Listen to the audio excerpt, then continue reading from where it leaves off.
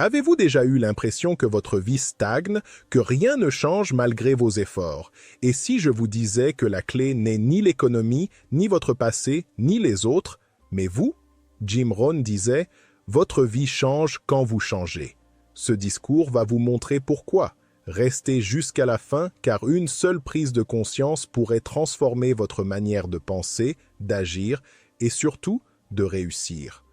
Aujourd'hui, nous allons redécouvrir le pouvoir le plus sous-estimé, la responsabilité personnelle.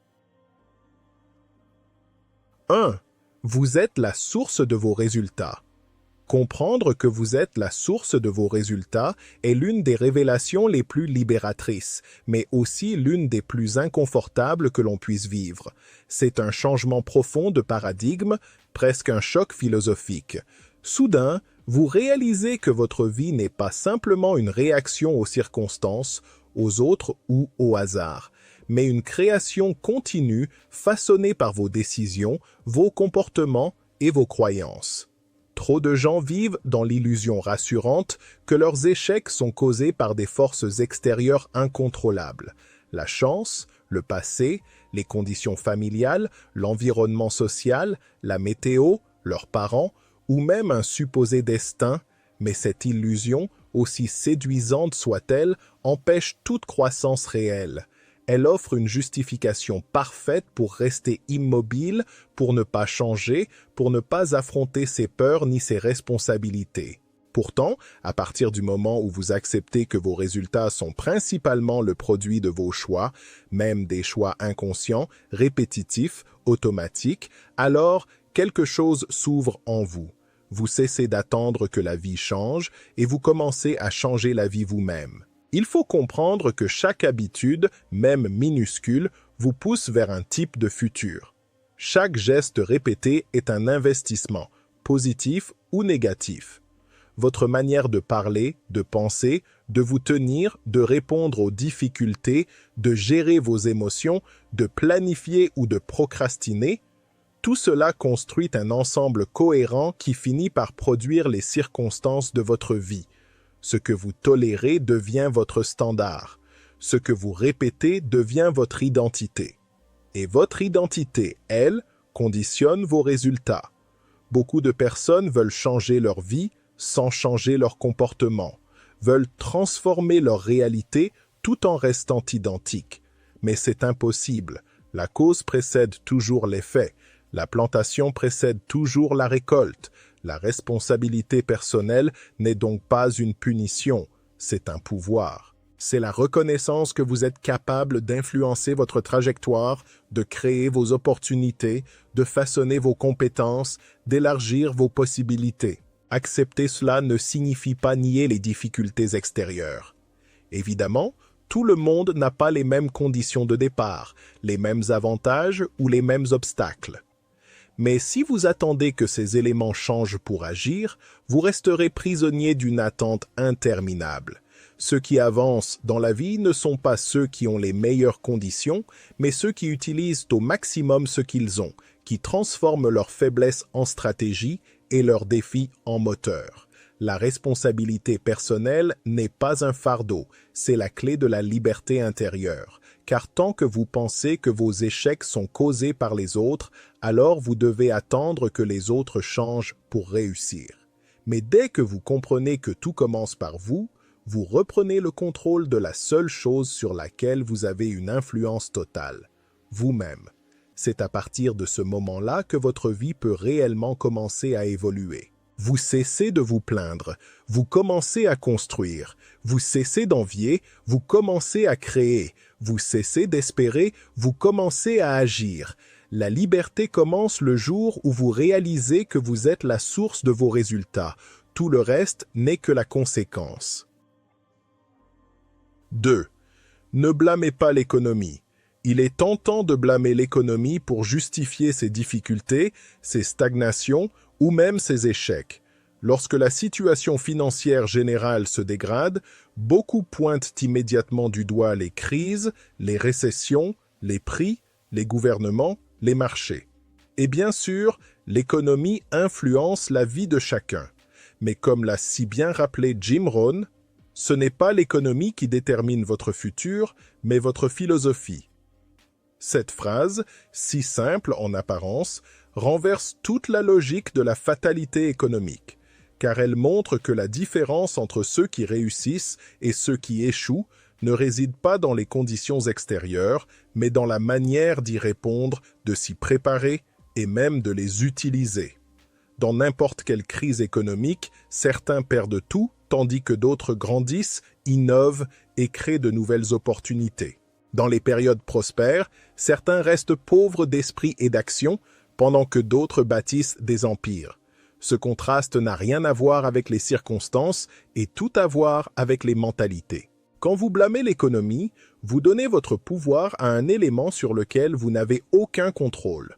Vous devenez un passager, pas un conducteur. Vous attendez que les conditions s'améliorent pour oser, que les marchés s'éclaircissent pour investir en vous-même, que le climat devienne parfait pour commencer. Or, il n'existe jamais de moment parfait. L'économie est cyclique, instable, imprévisible. Si votre réussite dépend d'un environnement stable, alors vous serez toujours fragile, toujours incertain, toujours dépendant. Les personnes qui se détachent de cette dépendance comprennent que la vraie richesse ne vient pas de la météo économique, mais de la qualité de leurs décisions, de leur capacité à apprendre, à anticiper, à s'adapter. L'économie peut rendre certaines choses plus difficiles, mais elle ne détermine pas votre créativité, votre persévérance, votre résilience, votre stratégie. Le piège du blâme économique est qu'il crée une mentalité de victime, et la mentalité de victime est incompatible avec la croissance, car si vous acceptez que l'économie est responsable de vos résultats, alors vous devez attendre que l'économie change pour changer vous-même. Vous ne pouvez plus agir de manière souveraine, vous êtes paralysé par l'extérieur.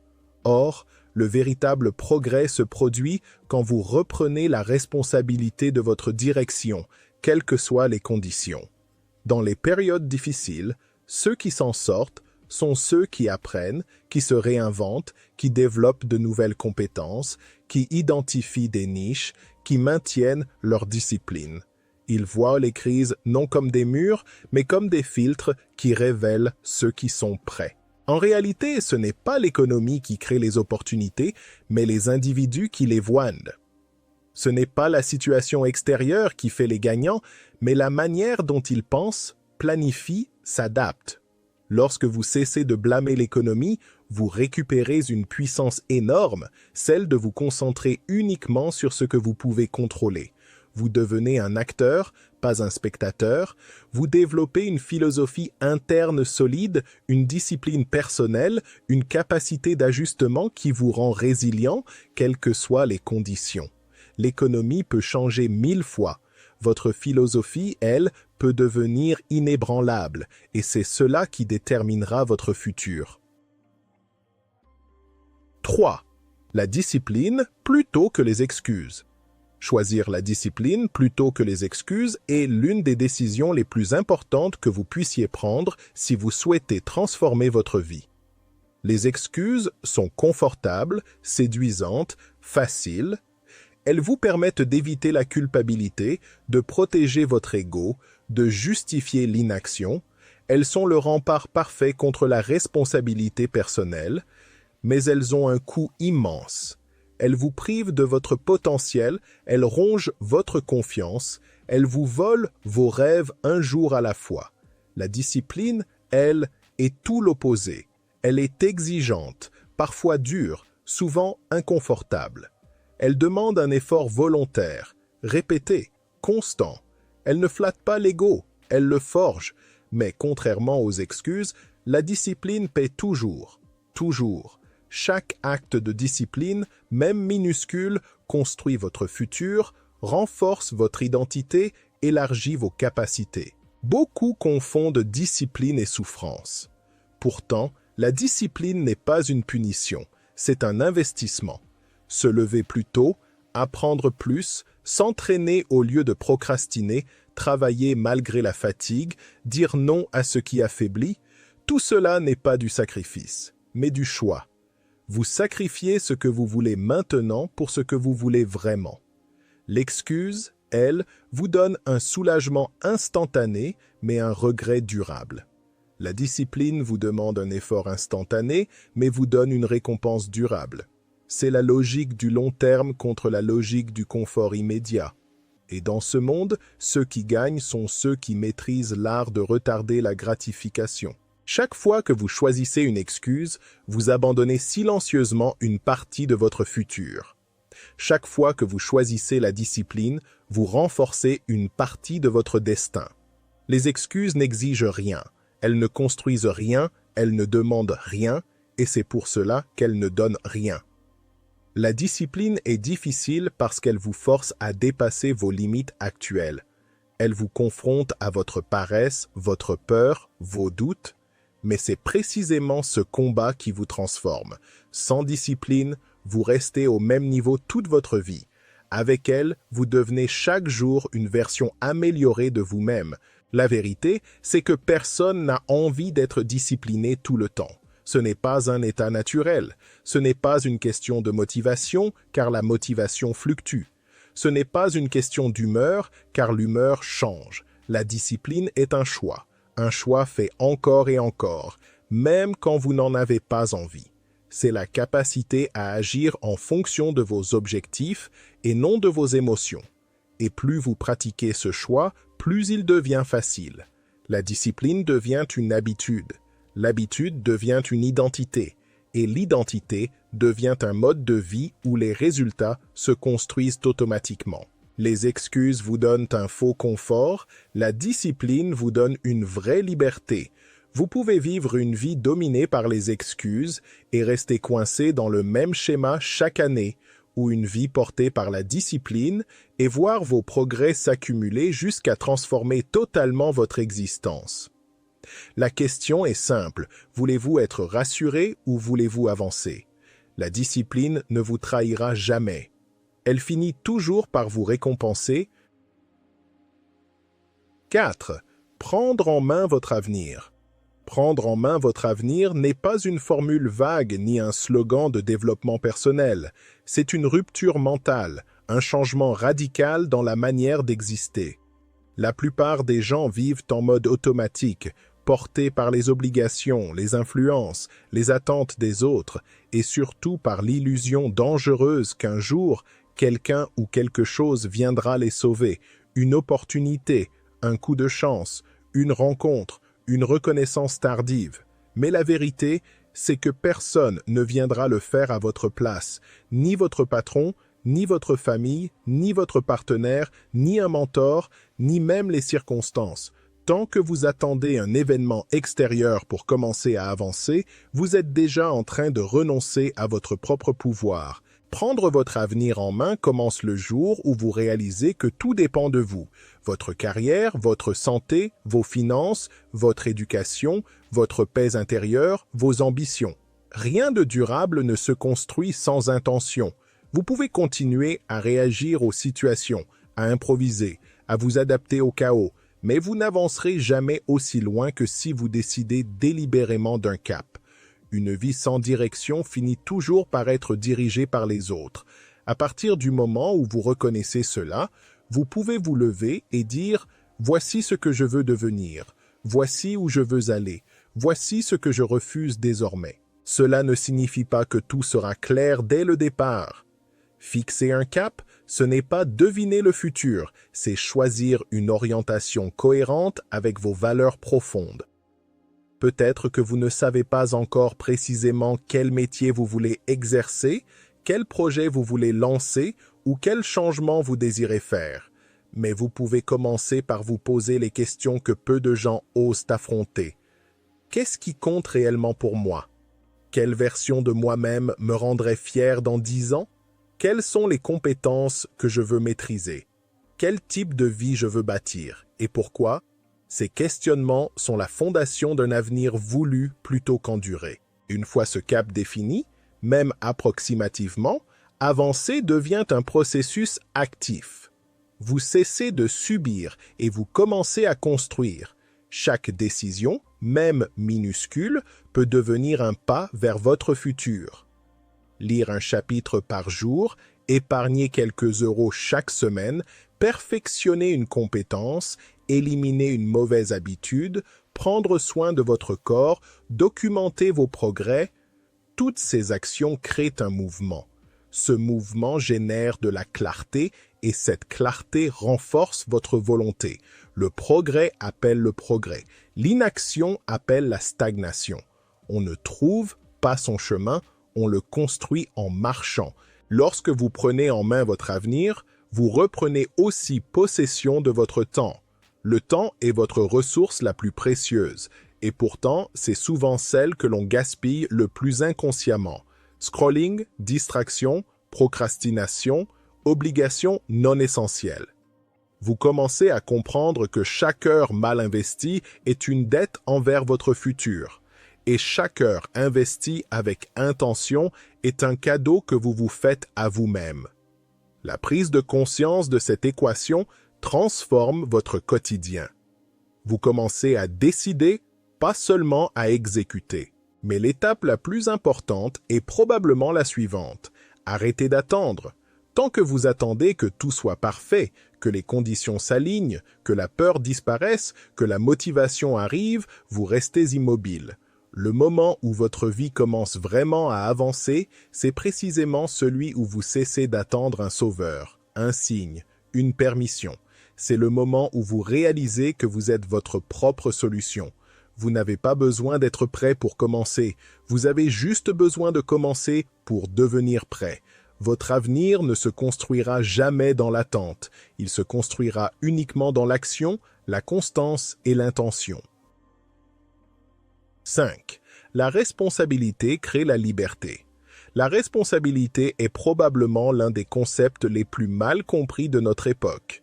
Beaucoup la voient comme un fardeau, comme une charge supplémentaire, comme une forme de contrainte qui limite la spontanéité ou le plaisir immédiat. Pourtant, la vérité est presque l'inverse exact. La responsabilité est la seule voie vers la liberté réelle. Elle ne vous enferme pas, elle vous libère.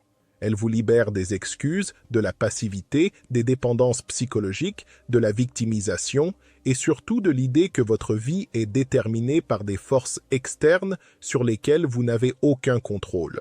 Prendre la responsabilité de sa vie signifie reconnaître avec une honnêteté radicale que vous êtes à la fois l'architecte et le pilote de votre destinée.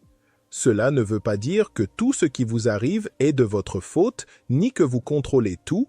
Évidemment, ce n'est pas le cas, mais cela signifie que vous êtes responsable de ce que vous faites avec ce qui vous arrive.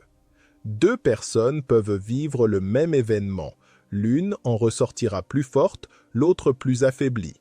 La différence n'est pas la chance, la différence est le choix de répondre plutôt que de subir. Lorsque vous acceptez la responsabilité, vous récupérez votre pouvoir.